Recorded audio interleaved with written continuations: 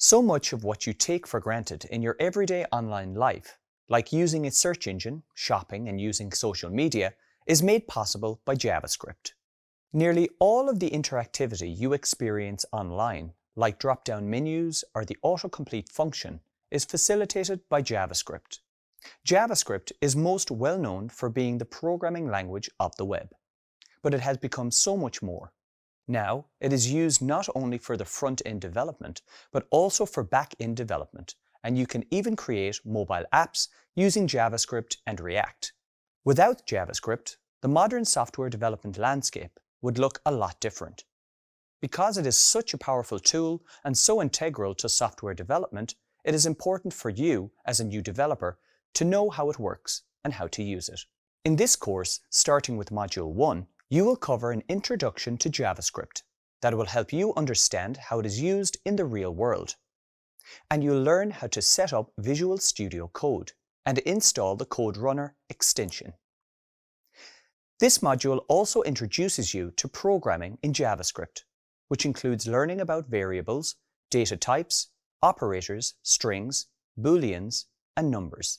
After this, you'll progress to learning about conditional statements and loops. And in Module 2, you will build on what you've learned in the first module by learning about arrays, objects, and functions. You will also learn about bugs and errors. In Module 3, you will learn about the functional programming and object-oriented programming paradigm, which includes function calling, recursion, and scope. With scoping, you will learn how to use var, let, and const. Furthermore, you will learn about object-oriented programming, and you will design and build an object-oriented program. You will also learn about advanced JavaScript features like destructuring arrays and objects using for-of loops and template literals. Additionally, you will learn about data structures and the spread and rest operators. You will also learn how JavaScript is used in the browser. In this module, you will have an opportunity to practice updating the contents of a web page.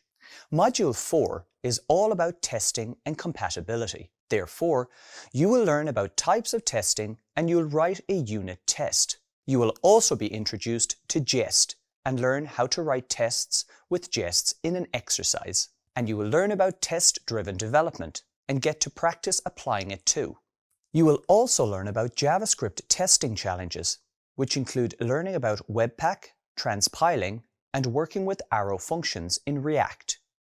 As part of this module, you will also learn about other JavaScript environments like Node and NPM. In Module 5, you will have an opportunity to put your new skills into practice by creating the Little Lemon receipt maker. In summary, this course provides you with an introduction to JavaScript. It is part of a program of courses that leads you towards a career in software development.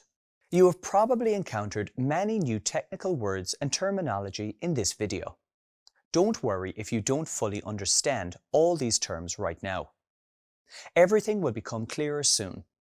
After all, this is part of the reason why you are taking this course. Anytime you're using a browser, anytime you're browsing the internet, you are using JavaScript. It's the language of the internet.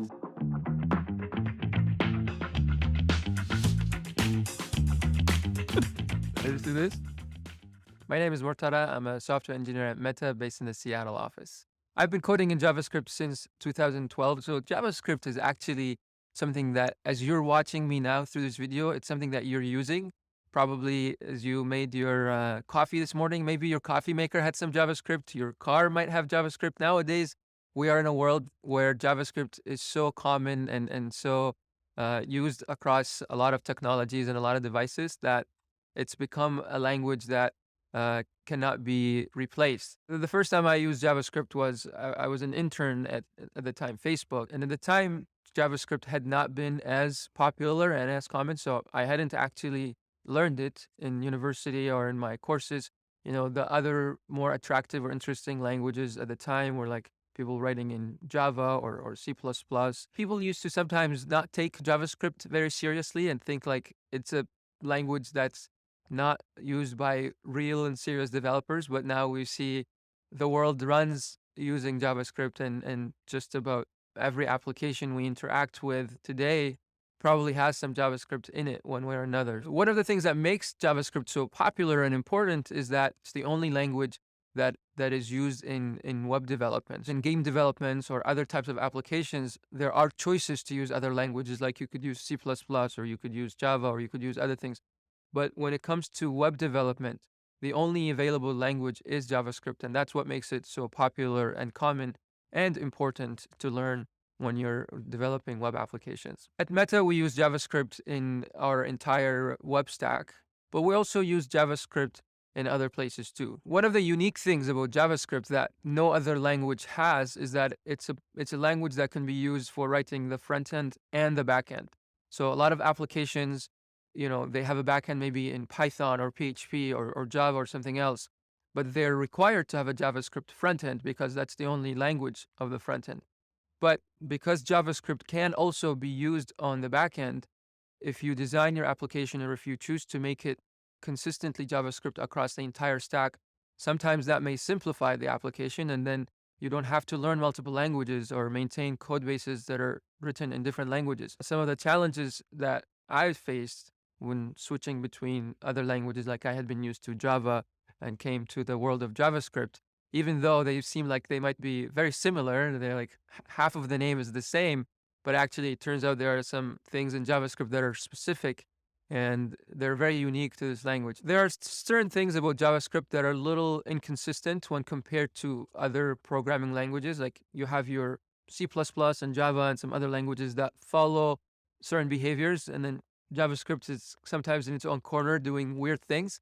But I actually find that a lot of times JavaScript is easier to learn than some of these other languages. So even if in its weirdness and in its quirks and some of the things that are confusing about it, overall, I find it an easier language to learn and use than these other ones.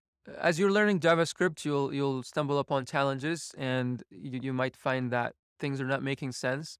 I encourage you to power through them, and you will find that with time, you will likely come to enjoy and love this language. At this point, we live in a world where JavaScript is so commonly used across devices and technologies.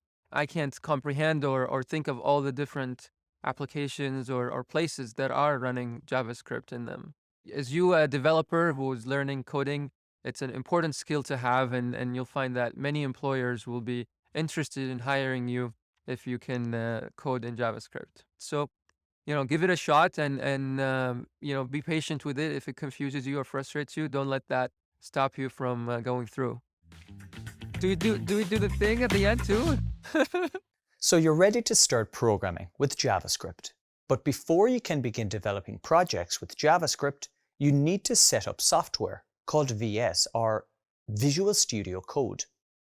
VS Code is a code editor that developers use to write their JavaScript code. By the end of this video, you'll be able to install VS Code, Node.js, and the Code Runner extension on your Windows operating system. Start a new JavaScript file in VS Code and run the file using Code Runner extension, and explain what console.log does in JavaScript. Let's begin by exploring the VS Code download and installation process. First, I open a search engine in my browser and search for the term VS Code, or Visual Studio Code. I click on the first link, which directs me to the official website at code.visualstudio.com. This link redirects me to the site's homepage. On this homepage, I select the Download for Windows button. A message appears on the VS Code website which states, "Thanks for downloading VS Code for Windows." I can then track my download progress in my browser. Once the file is downloaded, I click the file to begin the installation process. The license agreement appears. I read through the agreement and select Next. I then accept the default installation destination and the Start menu folder. I also select the following additional tasks: create a desktop icon, add Open with Code action to Windows Explorer file context menu, add Open with Code action to Windows Explorer directory context menu. Once I've selected these additional tasks, I click Next. Now that I have configured these tasks, I select the Install button. Once installed, I then check Launch Visual Studio Code and select Finish. My Visual Studio Code program then appears in a new window on the Get Started page. From here, I click the bottommost icon on the very left of the VS Code window to open the Extensions panel. Once in the panel, I type Code Runner to search for the Code Runner extension. I then select and install this extension from the search results. While the extension installs, I return to my browser and search for node.js. I access the file from the official site at nodejs.org and click on the direct download link, making sure to install the Windows version. A pop-up appears on screen to track progress of the download. Once the file has downloaded, I select Open File to open the node.js setup wizard. I then select Next and accept the license agreement. I then click Install to begin the installation process. Once the installation process has completed, I click the Finish button to close the setup wizard. I then return to VS Code, where the Code Runner installation process is complete. To confirm that Code Runner is installed, I can check for the following message on screen, which states, "This extension is enabled globally." Just to the right of the Code Runner tab is a stripe for the files. I double-click this to open a new file. I then click Select Language and choose JavaScript from the list of languages. I can also type JS in the search bar to narrow my results. Next, I close the Code Runner tab and click on the Extensions icon to toggle off the extension sidebar. I then click on the View tab and select the Terminal option to open the terminal that I closed earlier. I need to clear the terminal. I can do this by typing Clear and pressing the Enter key. Next, I hover over the terminal's Output tab. I then click, hold, and drag it to the right in order to dock it on the right-hand side of the VS Code window. Now, I close the terminal again. The output should remain on the right-hand side of the screen. I can also adjust the width of the output by dragging the split to the left or right. Finally, I type some code into the tab Untitled1 as follows: console.log, followed by a pair of parentheses in which I type Hello World in single quotes. To run this code, I click the play icon. I can also use the shortcut keys Ctrl-Alt-N. The words Hello World appear in my output.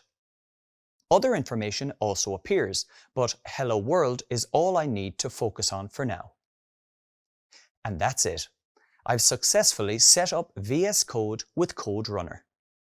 You now know how to install Visual Studio or VS Code, Node.js, and the Code Runner extension on your Windows operating system.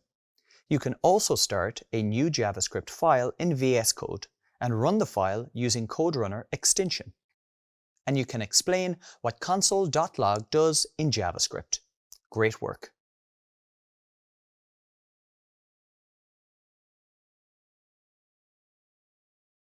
Hello and welcome to this video about coding. Let's get started. In this video, you will learn how to interpret the role of programming in the modern world.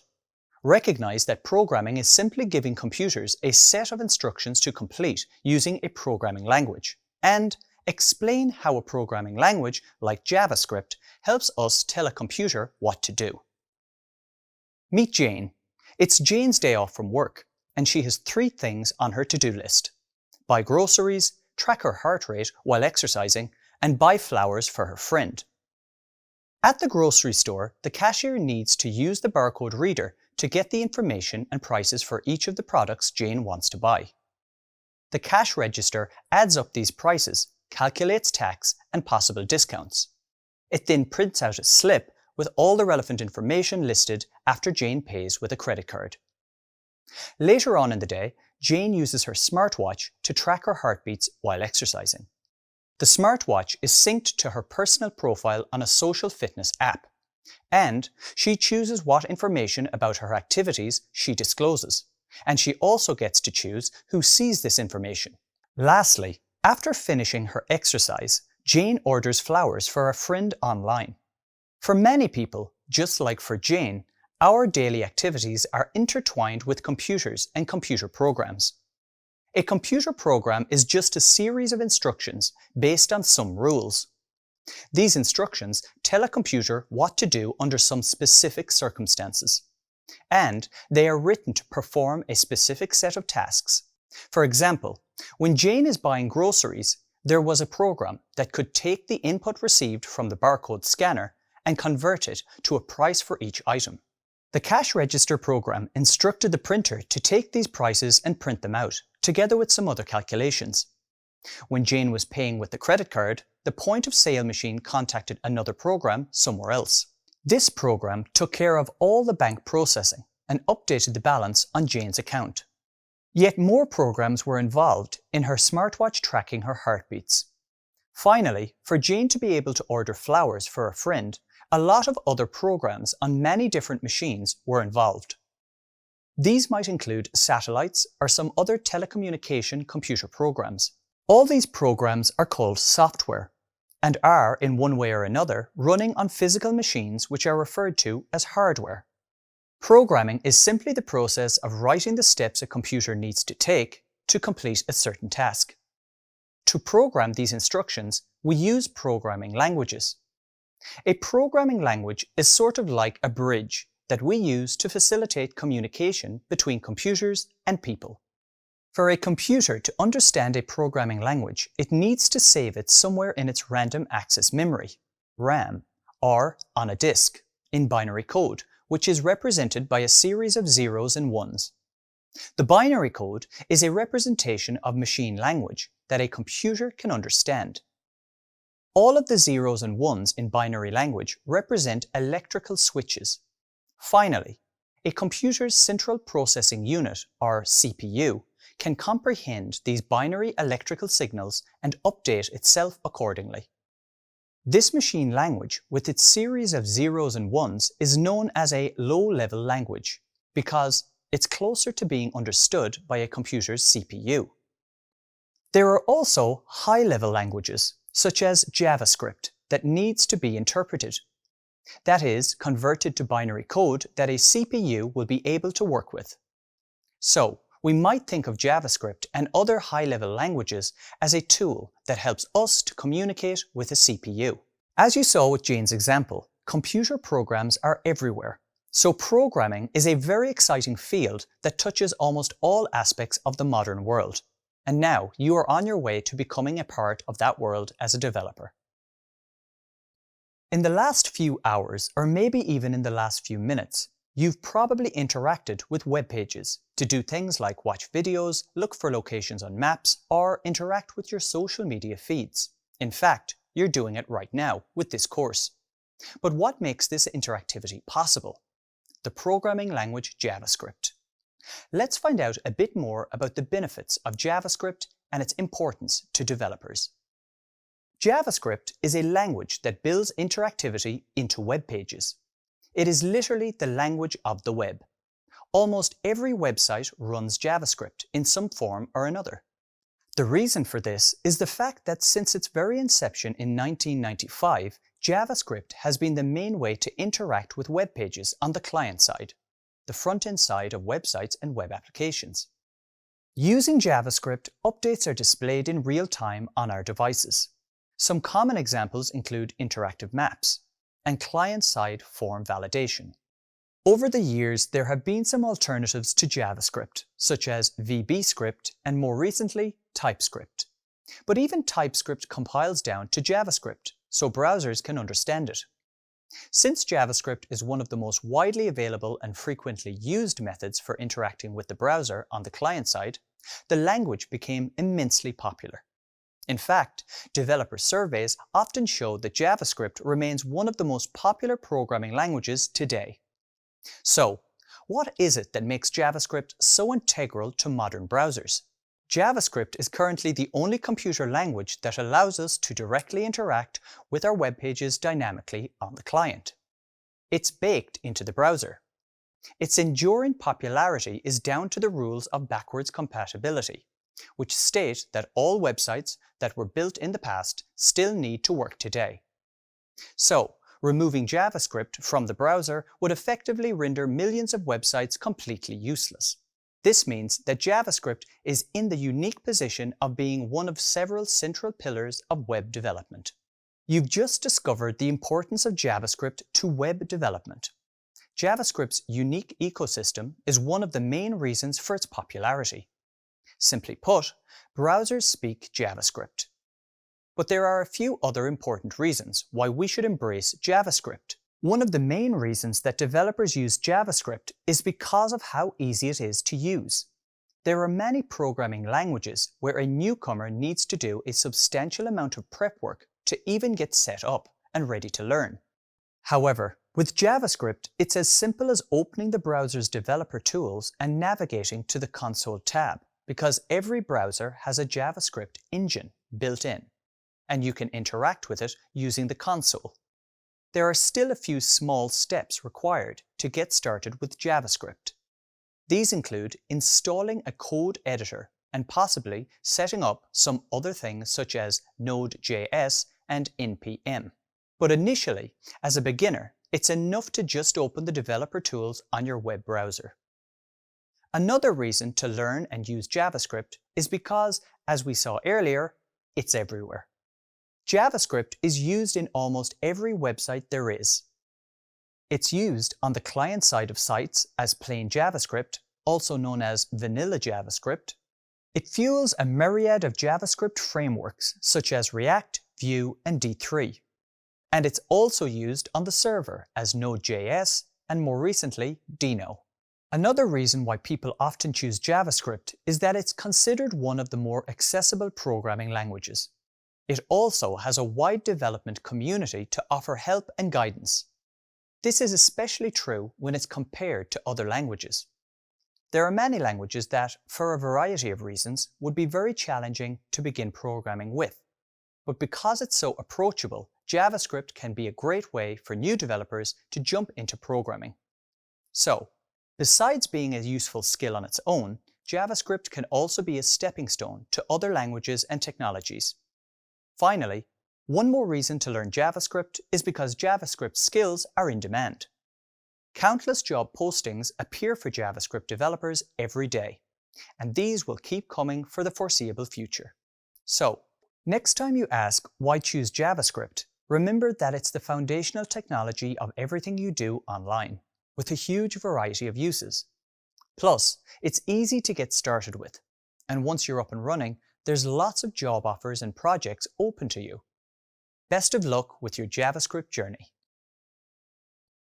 JavaScript is used in many scenarios, for example, in the browser to help add various kinds of behaviors and interactivity, like adding an item to a shopping cart when you click a button. On the server, it can be used to power up websites, communicate with databases, and provide a native feel to web apps. It's used to build mobile apps using technologies like React Native, and it's used to program devices known as the Internet of Things. In a nutshell, JavaScript is everywhere. This means that there are many different use cases for JavaScript, and with these different use cases come different implementations, each geared towards solving a particular problem. For example, in the early 2000s, different companies built internet browsers and were referred to as browser vendors.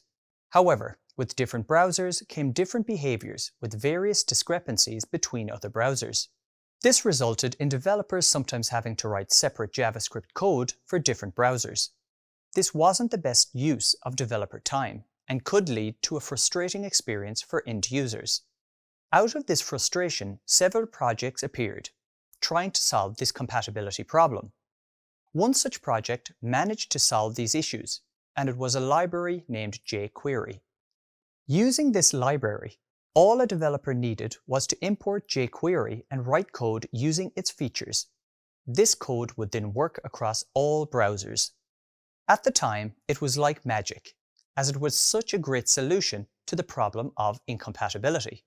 And jQuery became the most popular JavaScript library for well over a decade. However, As the web and the way we code kept evolving, new problems appeared, and soon enough, new solutions to those problems needed to be built. One such solution was React, which came out in 2011, and it had a considerable effect on the way we think about websites and how we build them. React solved many of the issues associated with creating, updating, and maintaining complex websites. Soon, many other technologies appeared, attempting to do the same. These include Knockout, Backbone, Angular, Ember, Vue, Alpine, and others. With millions of websites containing JavaScript code from different versions and libraries, there is a lot of old code. This is known as legacy code.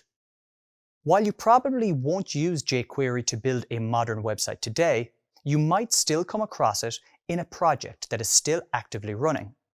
But don't worry. Sometimes beginners think they have to learn or even master all the different technologies associated with JavaScript. However, that's not really necessary. To be a well-rounded developer, you need to learn and master the basics of plain JavaScript without the frameworks. Once you have this foundation, the pathway will become easier for you to learn a framework built on top of JavaScript, such as React. When you start programming in JavaScript, it helps to think of an empty JavaScript program as the first level of a sandbox game. The world is still empty, but there's some underlying structure to it to build on. That structure needs to be there so that you can write custom JavaScript code in the first place. However, besides the underlying structure, a new JavaScript program is kind of like a blank slate for you to build on. It's up to you, the programmer using JavaScript, to say, let's build this world. And an important part of this process is knowing how to use variables. In this video, you will learn how to identify what a variable is and why you need it, distinguish between variable declaration and variable assignment, and describe how to get a variable's value and reassign it. Let me demonstrate this now, using some code to assign a value to a variable and output it to the console. Right now, I have the Developer Tools panel open in my web browser. You can access this by pressing F12 on Windows and Linux or Command-Option-I on Mac. Then I select the Console tab. This works with any browser, and for this example, I'm using Google Chrome. Now I want to give JavaScript some idea of what I want to build, and I start by adding a person's name. I do this by typing John in double quotation marks. JavaScript receives this person's name and accepts it. There are no errors. This means I've given it some valid data, something that JavaScript can work with. Now let's say that I want JavaScript to say, "Hello, John." In other words, I want it to use the name that I gave JavaScript and I want it to greet the person. But how do I do it? If I type "Hello, John," I'm just typing the whole thing myself. I really want JavaScript to use the name I provided so I don't have to keep retyping it. And this is where variables come in. By using a variable, I can save the name John so that I can reuse it in the future. To save this name in a variable, I'll start with the keyword var and use it to signal to JavaScript that I'm giving it a value that I want it to reuse. To declare a variable, I type the keyword var. Now, I need to declare a fact about this world that I'm building. So I type person, semicolon, and press enter. Great. I've just declared my variable, person. I've given JavaScript one fact about the world that I'm building. The fact that there is a value that I'd like to reuse and that this value is accessible using the word person. Thus, I have completed the variable declaration. However, I still haven't given a name to the person variable. In programming jargon, I'd say that the person variable hasn't been assigned a value yet. The person variable is still undefined. In other words, for the person variable to hold the value of John, I need to assign the value of John to the person variable. To do this, I'll use the assignment operator, the equal sign. Operators perform certain operations, and the assignment operator's purpose is to take the value that is on its right and put it into what is on its left. So, to assign the name John, to the variable person, I type var. Person equals John in between quotes. I've taken the value John and assigned it to the person variable using the assignment operator. To confirm that this is really the case, let me inspect the contents of the person variable by typing person semicolon. It returns John as the result. Now that I have this value in a variable, I no longer have to type John every time I want to use it. I can have JavaScript output the text, "Hello John," to the console by using the built-in console.log method.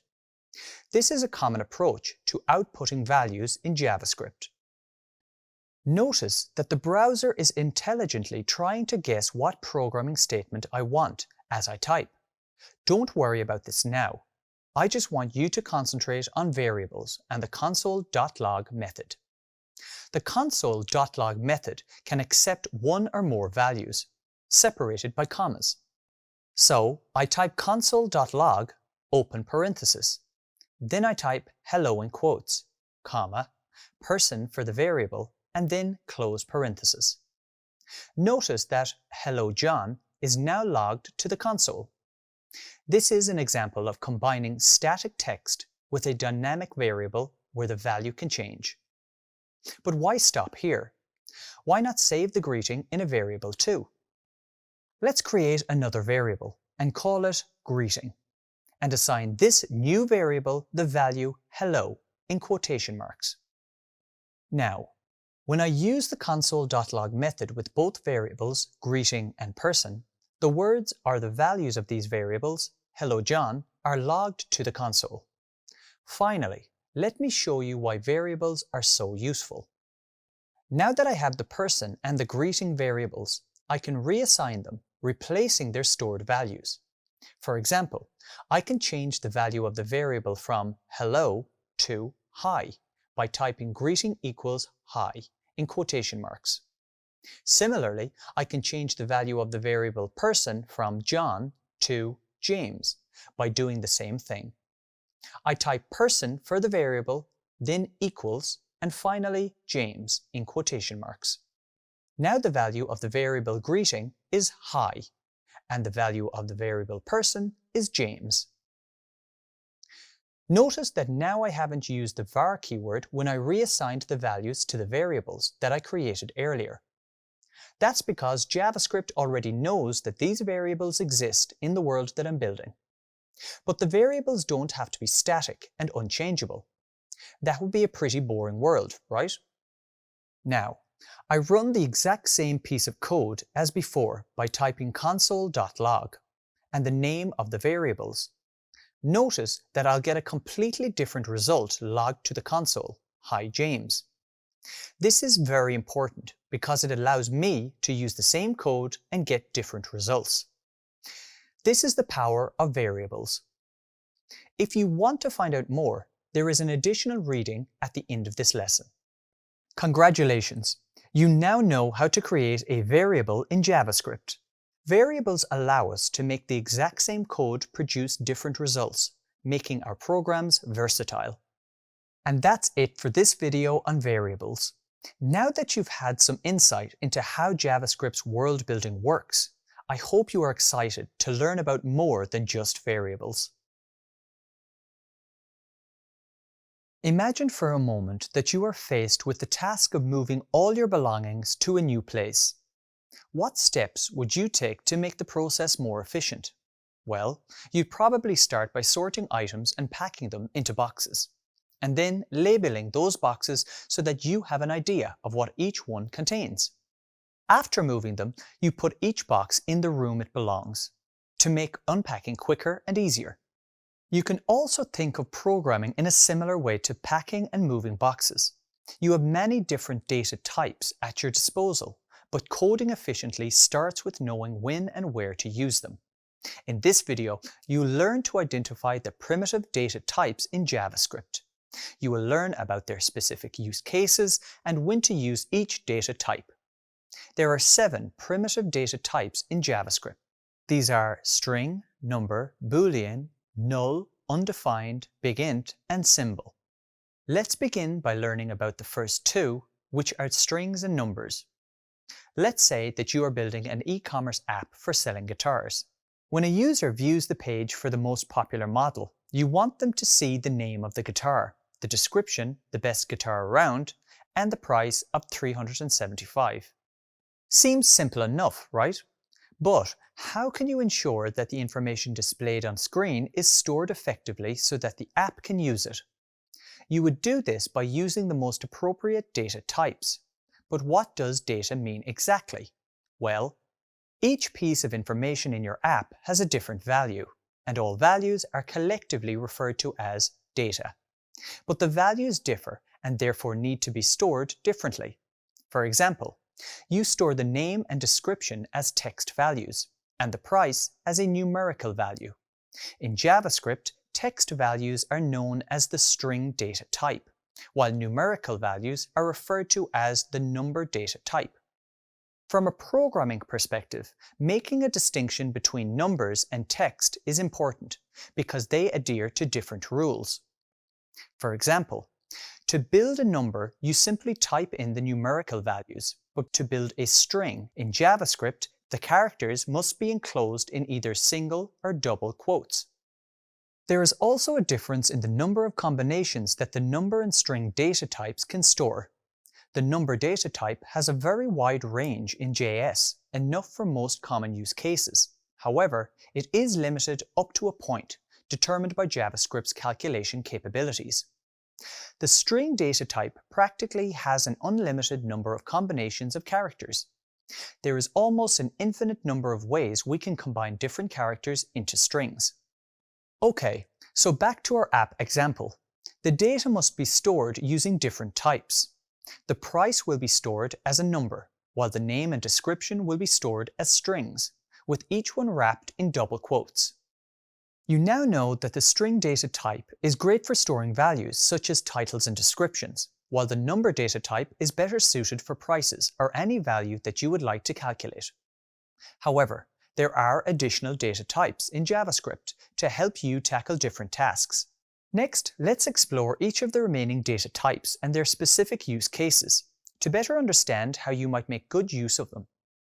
Let's think of each one as a box, like I mentioned earlier.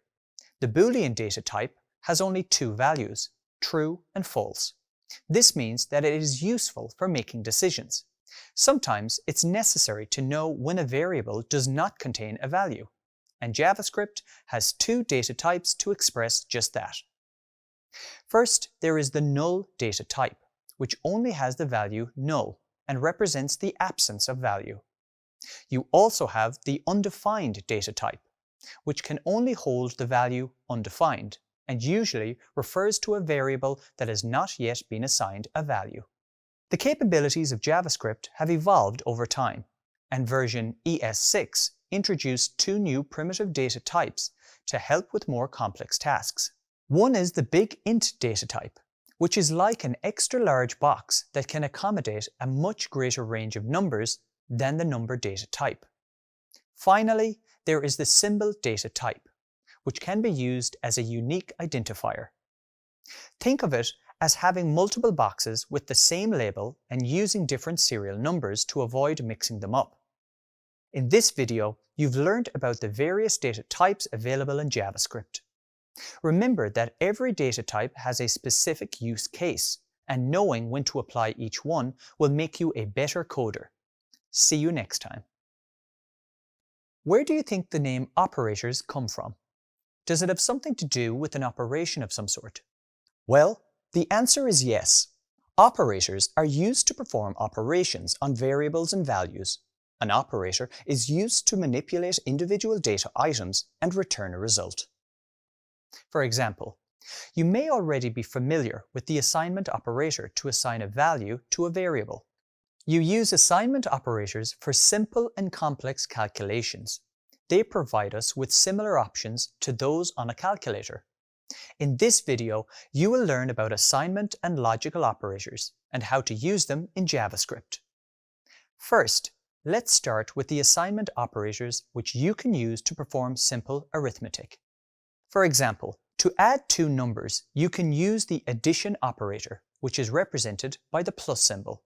If you want to subtract values, use the minus operator, which is represented by the hyphen symbol.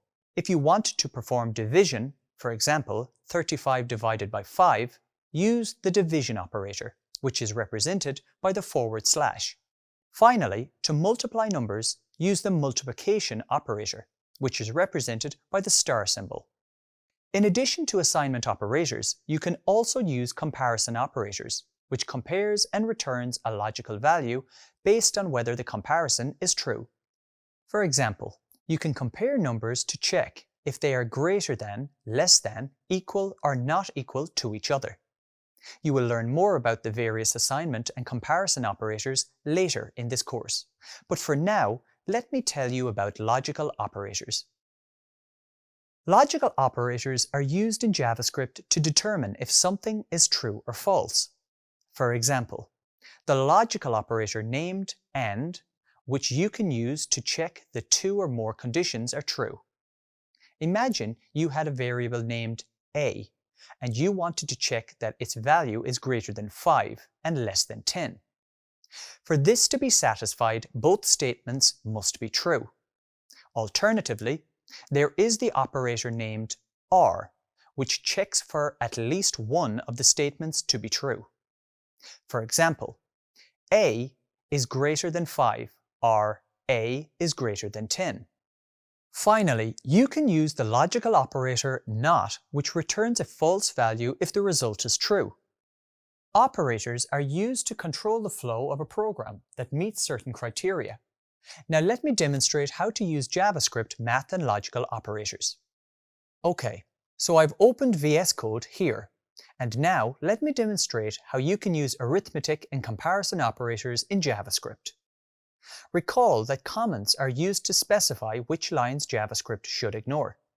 As you learned earlier, you can put almost anything inside comments. Notice I have two multi-line comments. The first one lists some arithmetic operators, and the second one lists some comparison operators. I also have several single-line comments. You already learned that JavaScript completely ignores comments, and here's the proof. I click on the Run Code icon. Notice that the output in the right panel will not show any values other than the expected additional info on the code that was run. Let me clear that for now and show you how to work with some arithmetic and comparison operators. I'm going to uncomment all single-line comments from lines 14 to 21, so that you can focus on each of these console logs separately. This will then allow me to demonstrate how each of these operators behaves. So let me delete the two // on line 14 and rerun this file. Notice I get the value of 4 outputted to the console, resulting from adding the values 2 plus 2. Okay, let me clear the console, comment line 14 and uncomment line 15. This is an example of adding multiple numbers using the plus operator. Notice when I run this, I get the output of 15. Let's do another one using the subtraction operator to subtract 18 from 20. If I run this, I get the expected output of 2. Next is multiplication, which is represented by the asterisk symbol. Here I will console.log the values of 2 times 3 to get the value of 6. On line 18, I use the / symbol for the division of 8 by 1. And notice when I run this, a value of 8 is outputted. Success! And that's it for performing simple arithmetic in JavaScript. Okay, let me clear my screen again. Now I want to demonstrate how to work with comparison operators. Notice on line 19, I use the greater than symbol to check if 3 is greater than 2. Run it, and indeed it is. I get an output of true. On line 20, I use the greater than symbol to check if 2 is greater than 3. And since it's not, I receive an output of false. These words true and false are special kinds of values used in JavaScript. Don't worry too much about them now, as you will learn more about this later. For now, I just want you to focus on the final line of code. This checks if one value is equal to another value. It's important to remember that you need to use the equal symbol twice for this comparison operator to be valid. This is because the single equal symbol is used for the assignment operator, like when you assign a value to a variable. Okay, so I would expect the value of 10 to be equal to 10, so let's run it to find out. And it is. Notice a value of true is outputted to the console. Congratulations! You have now learned how to work with operators in JavaScript. This is a must-have skill in your development toolkit, as they are used in many areas of programming. Great work! In JavaScript, like in other programming languages, there are different data types. The number data type is a foundational part of JavaScript as a programming language because it represents both integer and decimal point numbers. Without it, you wouldn't be able to code. And with such a crucial data type, we better get started right away. So let me demonstrate the number data type. I type the value 123 into the console and press enter. Notice that the output is 123. Next, on a new line, I type a decimal value 123.456, which is also a number data type. I press the enter key again and get the decimal value 123.456. In JavaScript, we can use numbers to perform math operations. For example, I can code 2 plus 2 and get the value of 4 returned. Just like in regular mathematics, we use the plus symbol for addition. Similarly, use the minus symbol to perform subtraction. For example, 4 minus 2 returns the value of 2. For multiplication, use the asterisk or star key. So, 4 times 4 will return 16. For division, use the / key. 16 divided by 4 returns the value of 4.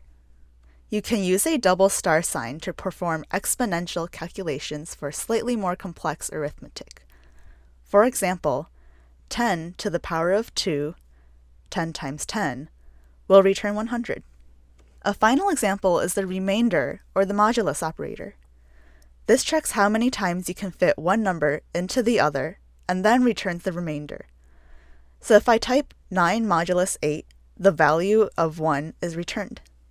Or 16 modulus 8 returns a 0. This is because the number 8 divides into the number 16 evenly.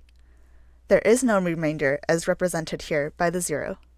Besides basic mathematical operations, you can also use parentheses to group more complex calculations.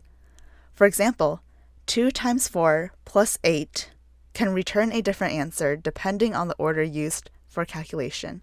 For example, multiplying 2 times 4 and then adding the value of 8 returns 16. But 2 times the value of 4 plus 8 returns 24. By using parentheses, I can control the order of calculations.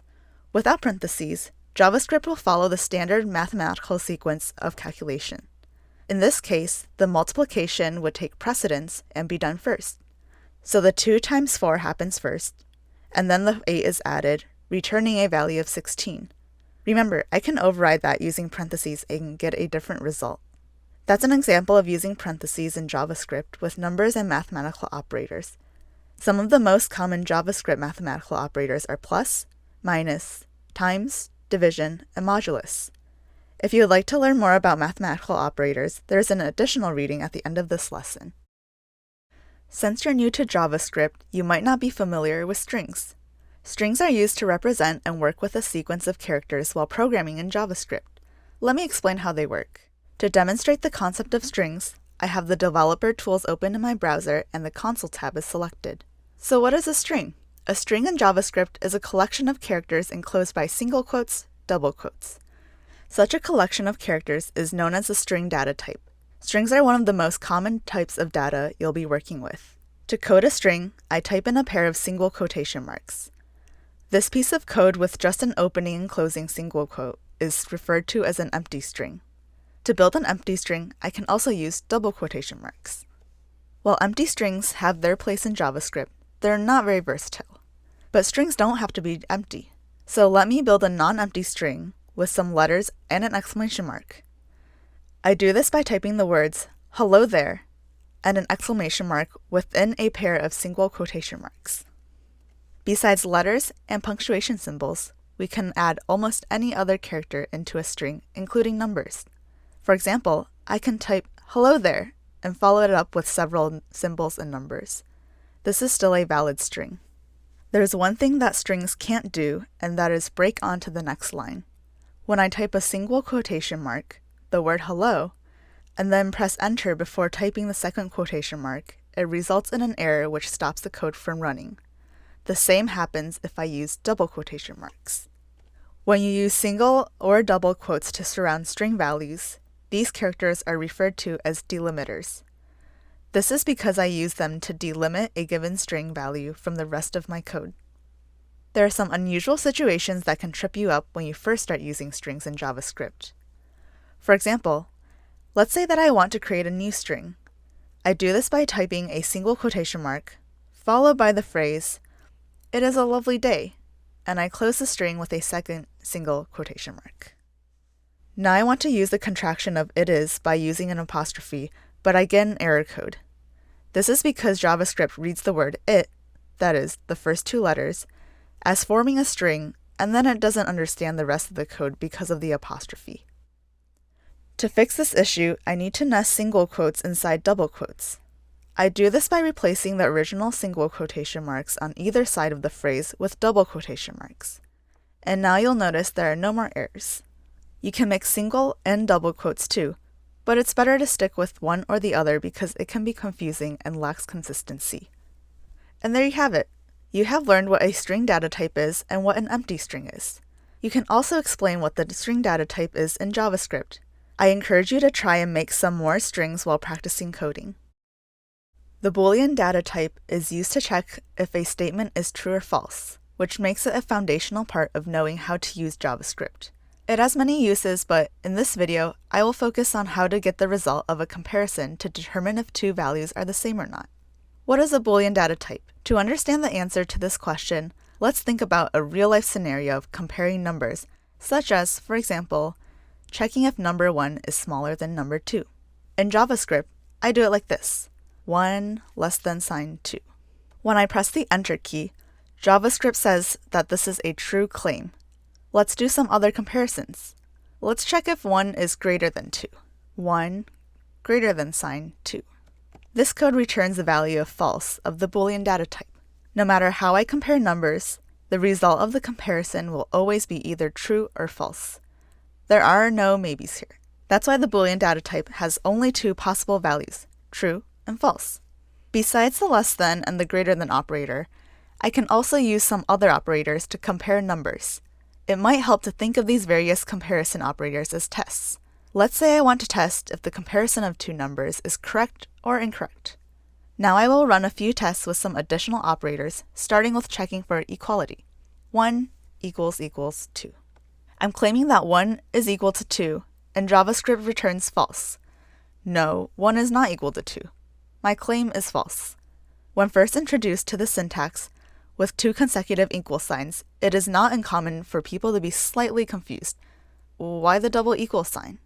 After all, you know that in mathematics you only need a single equal sign to signal equality.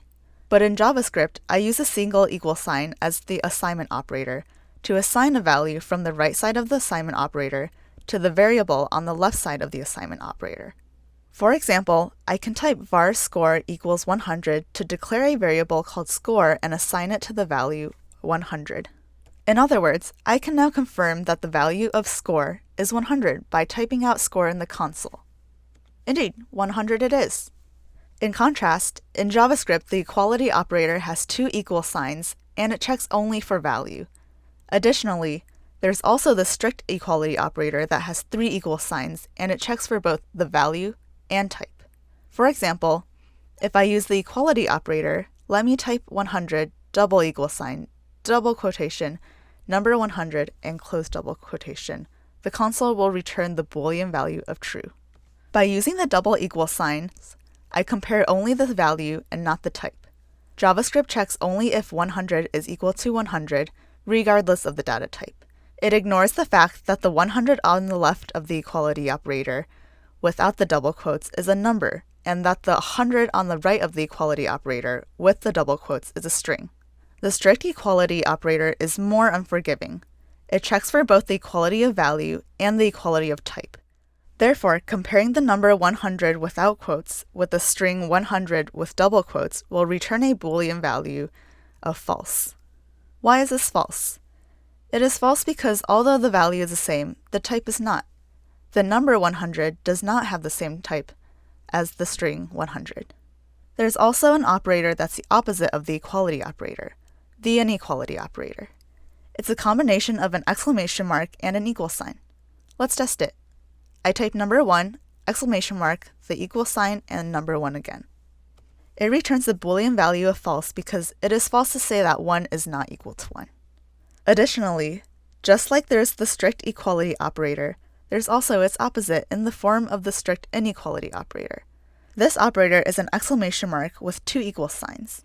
Let's type number 1 as a number, exclamation mark, the equal sign twice, and then number 1 inside double quotes, that is, as a string. This returns a Boolean value of true because the number 1 is not the same as a string 1 by both the value and the type. So it's true that these two values are not the same. There are other kinds of operators in JavaScript, and there are some additional concepts like operator precedence and operator associativity, but we'll skip these for now. With the examples covered in this video, you should have a basic grasp of how the Boolean data type works and what it's useful for. You will encounter Boolean values again because there are other important ways in which you can use them in your code besides comparing numbers and strings.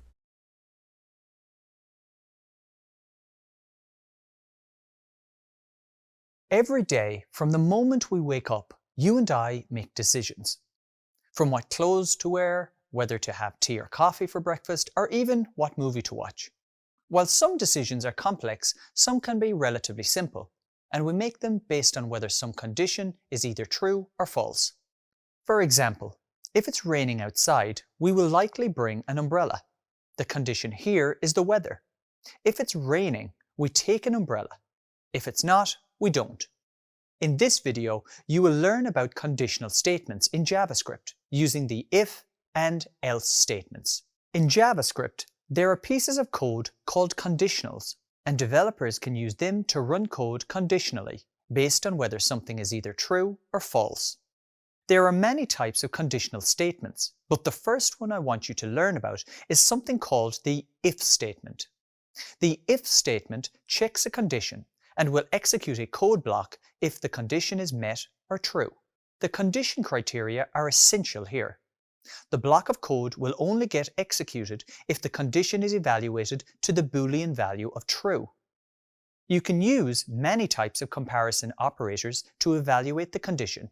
These include operators such as equal to, greater than, less than, and not equal to. You can find a complete list of comparison operators from the additional reading at the end of this lesson. So far, you've learned about using conditionals with binary conditions where a thing can be either true or false. However, in the world of programming, things are often not that simple. Imagine you are a developer working on a website where a person can practice for their driving test. Part of the driving test is that they must pass a theory exam of 50 questions based on the rules of the road. The exam has only 2 results, pass or fail. If the student scores greater than 40, they pass. If not, they fail. You need to output the exam result to the learner. This is where another conditional statement can be used, and it's called the if-else statement.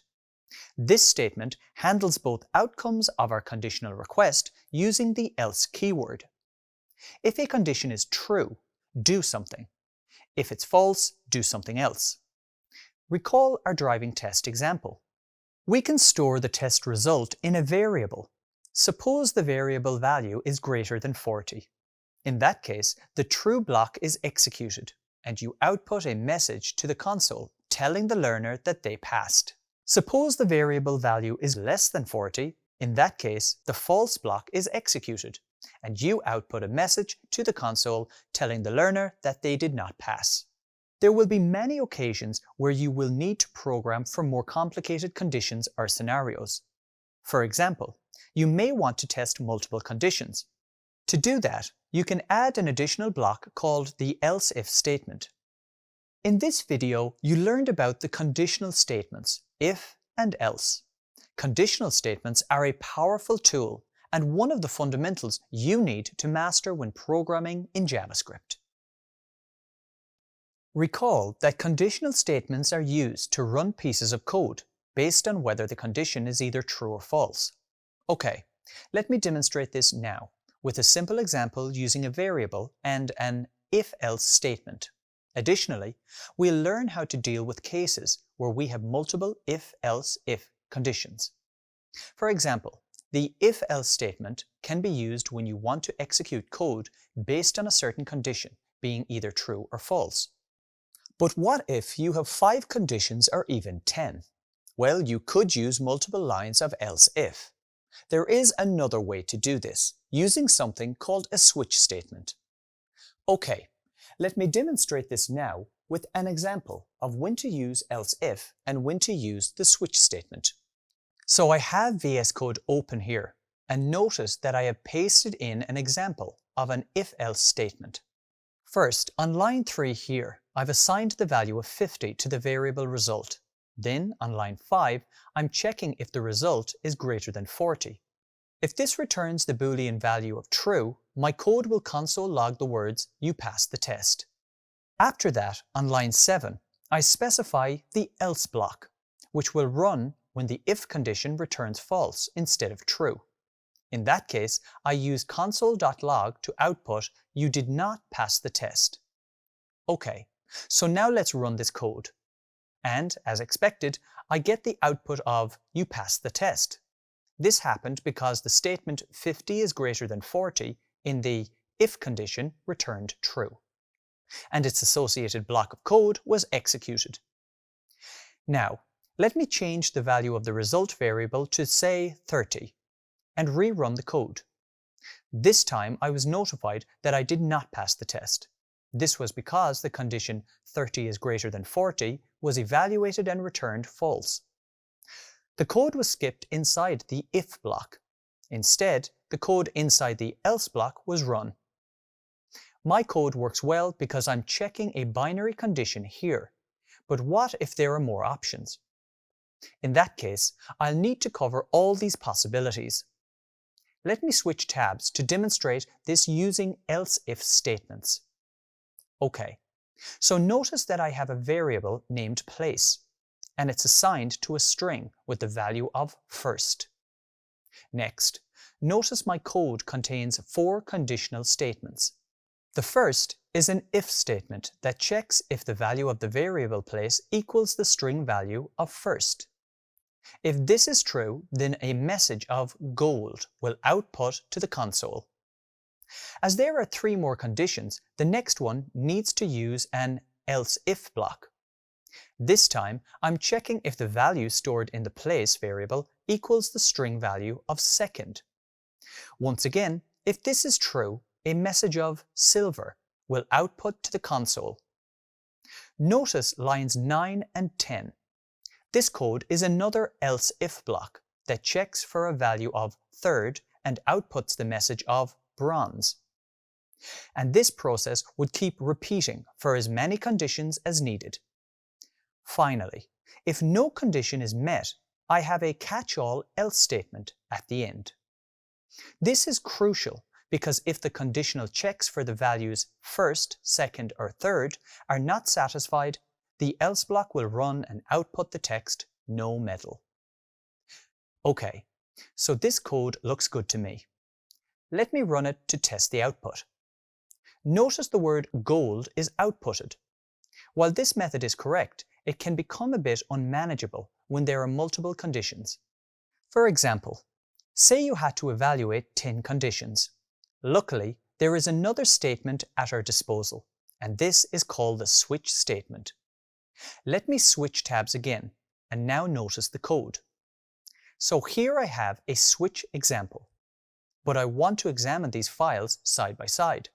So let me click on the tab of the switch statement file, and I'll drag it around until I find a good place for it.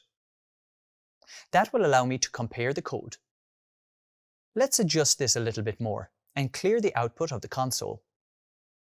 Okay, So you may notice that the syntax is significantly different by inspecting these two files. If I run the switch statement code here, I get the same result. The word gold is output. Also, if I change the value of place variable to say fourth, the default case will be run, and the text no middle will output to the console.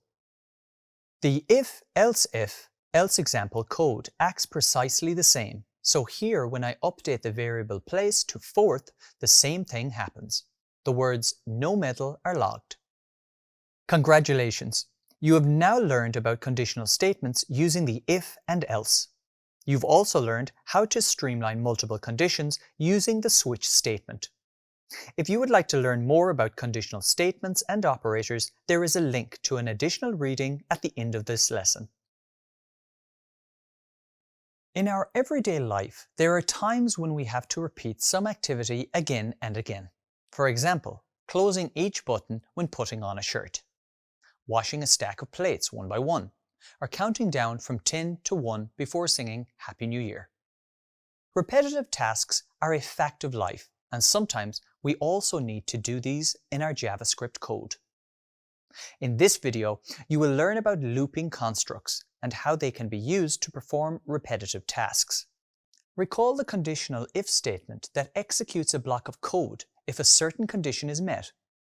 This sequence only runs once. What if you needed to do this multiple times? Well, to do this, you need to do something called loops. In JavaScript, developers use loops to continually execute repeated blocks of code until a certain condition is satisfied. Loops are similar to conditionals in that a condition must be satisfied in order for the code to execute. But loops have an additional parameter, which has many names. But for the moment, you can think of this as an incrementer or loop counter. To understand why the counter variable is so important, let's consider a real-life situation. We are counting down from 10 to 1 before singing Happy New Year.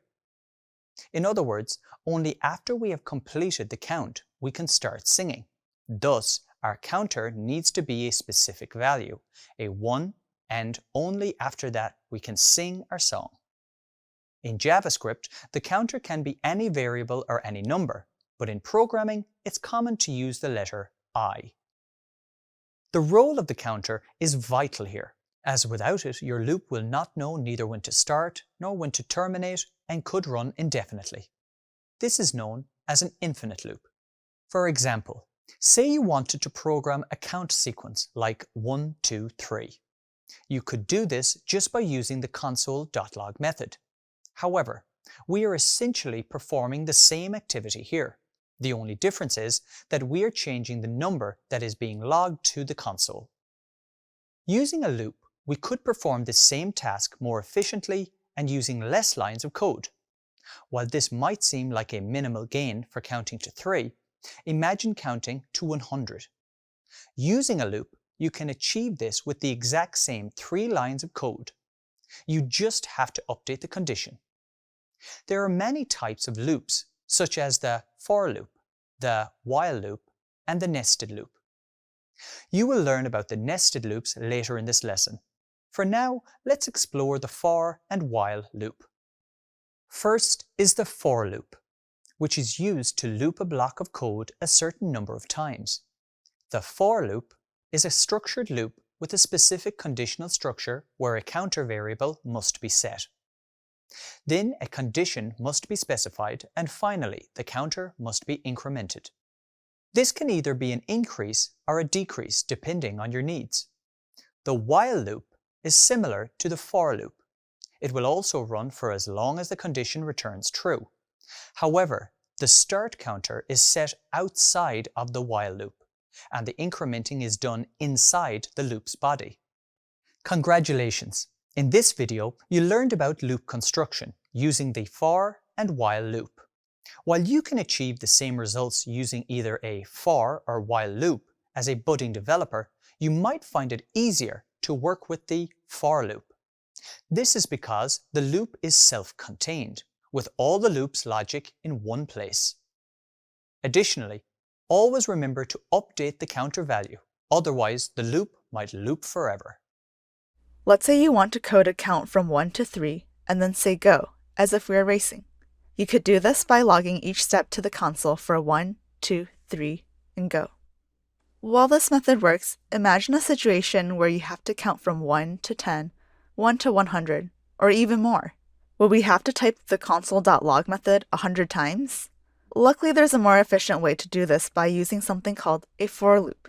Okay, so let me just clear my console and paste in an example of how to do this using a for loop. First is the declaration using the for keyword. This declaration consists of something known as the counter. The counter is a variable which is typically named I for iterator, but you could use any variable name you want. The counter has 3 conditions for the for loop to function. First, the start count value must be assigned. In this example, it's 1. The second condition is the end count value, and this specifies how many times the loop will iterate or run. In this example, the condition is that the value of I must be less than or equal to 3 for the loop to run. The final part is the incrementer, which changes the value of I on each loop. It's set to increase the number stored in the variable I by 1 each time the code inside the loop runs. You may have learned the technique I equal to I plus 1, but you can also use the syntax I plus plus as another way to increase the value of I by 1.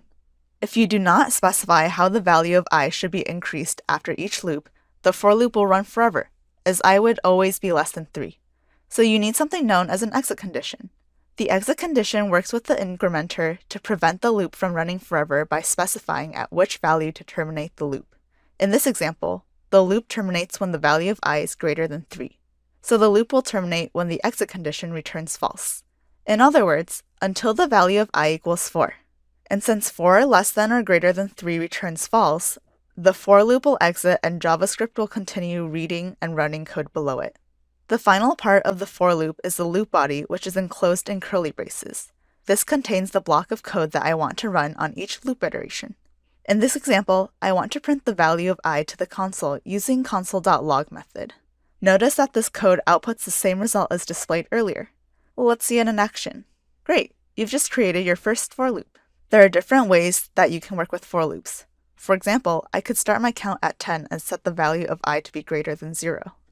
Now, instead of incrementing the value of I with plus plus, I can decrement with the value minus minus. This is essentially like counting backward. And instead of saying go, we might say Happy New Year. I press enter and notice the result. The countdown outputs from 10 to 1, and the greeting Happy New Year is displayed. Let's break down what's happening here. The console.log part of the for loop was repeated 10 times until the value of I reached 0. Once the value of I reached 0, the condition I greater than 0 was no longer met and the loop exited. Remember, a for loop is a way to automate repetition in JavaScript. Why not try creating one in your own code to repeat some code? In this video, you will learn about another type of loop, the while loop, and use it to code a countdown to the Happy New Year greeting. The while loop is quite similar to the for loop, but they're not exactly the same. The first major difference is the counter value. With a while loop, this is set before the loop and must be clearly defined. Let me demonstrate this now. First, I create a variable called counter and set its value to 3. Next, I want you to know about the second major difference. This is that you only need to specify the exit condition in the parentheses of the loop declaration. Or, put differently, we just give JavaScript an expression to check. If that expression returns true, JavaScript will then run the code inside the while loop. In this example, our condition will be counter is greater than 0. Since the counter value of 3 is greater than 0, it returns true. So to construct the while loop, I type the word while and then the condition inside the parentheses. This is counter greater than 0. Next, inside the while loop's code block, I need to tell it what to do. In this example, I want to run the console.log method to output the value of the counter. Then I need to decrement my counter by a value of 1. This means that the first time JavaScript starts running the line of code with the while loop declaration, it checks the value of the counter variable. If the counter value is greater than 0, and it is, it will run the code inside the while loop. Then it will output the current value of the counter variable to the console, which is the number 3.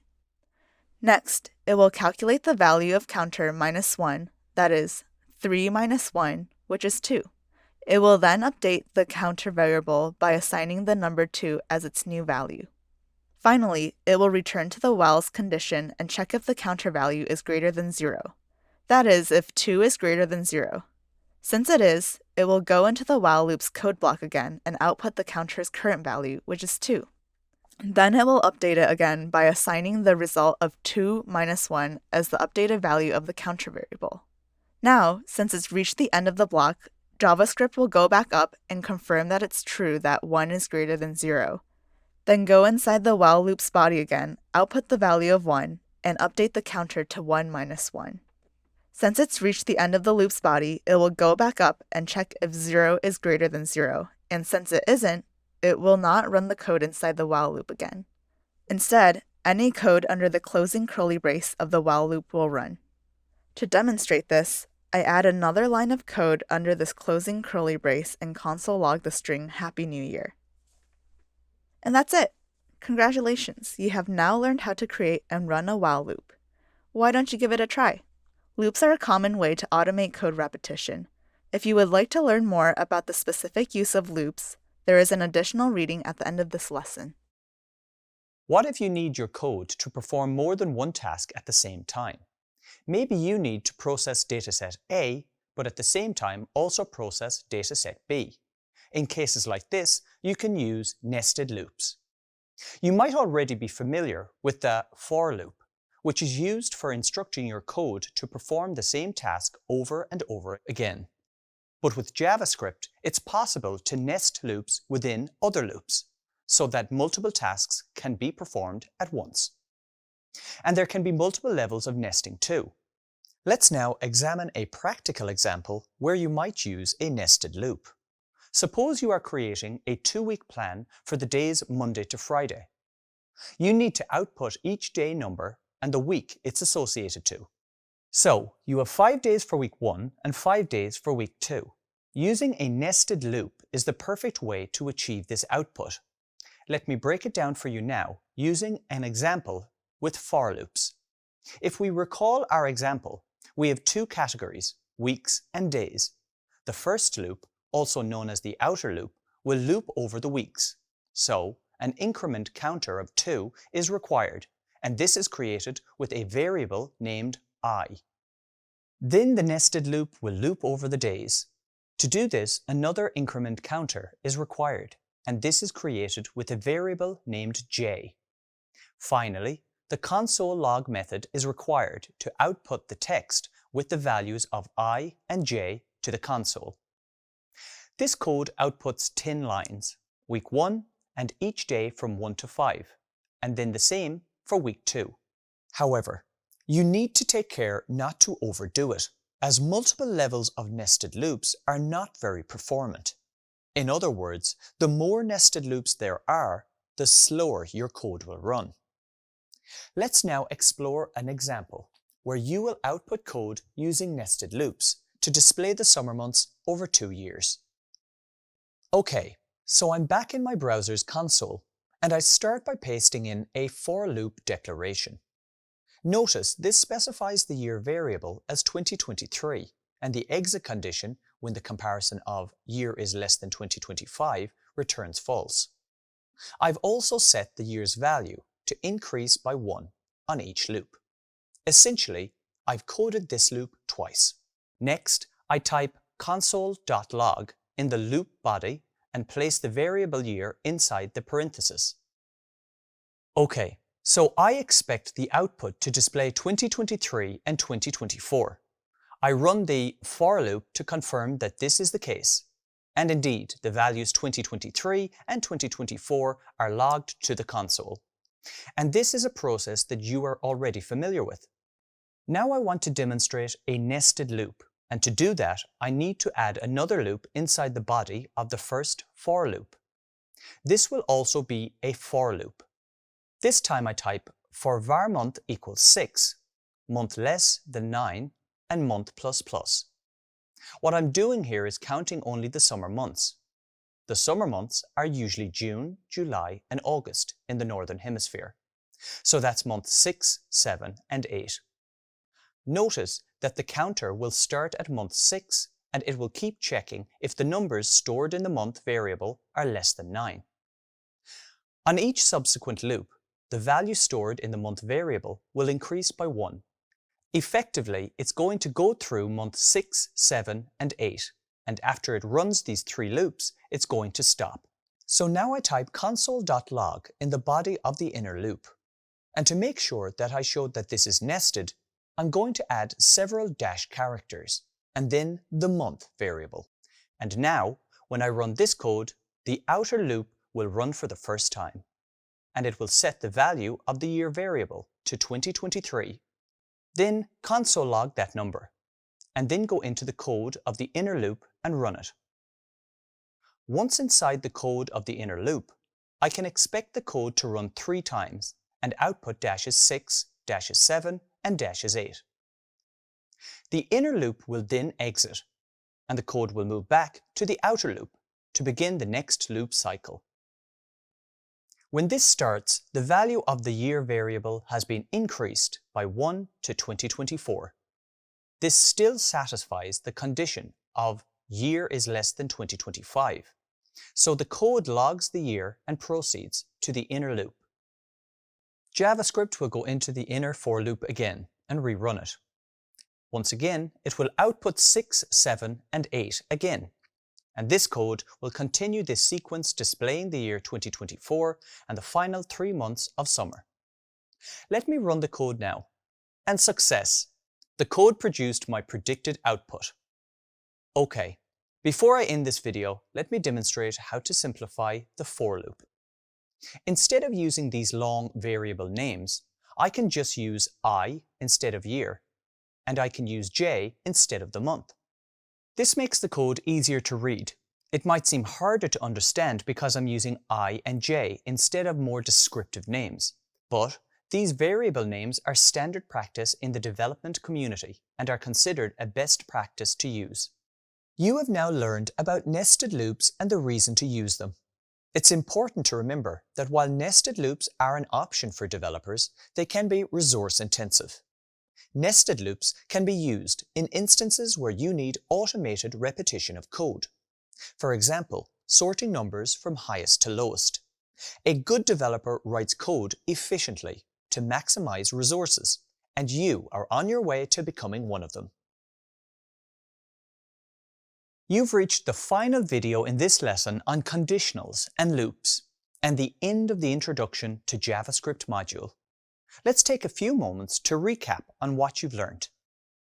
In this module, you have learned how to explain what programming is and the role it plays in the modern world, describe what JavaScript is and its value as a web development tool, describe how developers interact with the JavaScript engine to create web experiences, create variables and assign or reassign the values they contain, identify the 7 primitive data types in JavaScript and how they differ from one another, explain what strings are and the syntax for building them, identify the values of the Boolean data type, and explain what you can and cannot do with the numbers data type, build if-else statements to create conditional outcomes, and build for loops to repeat repetitive tasks.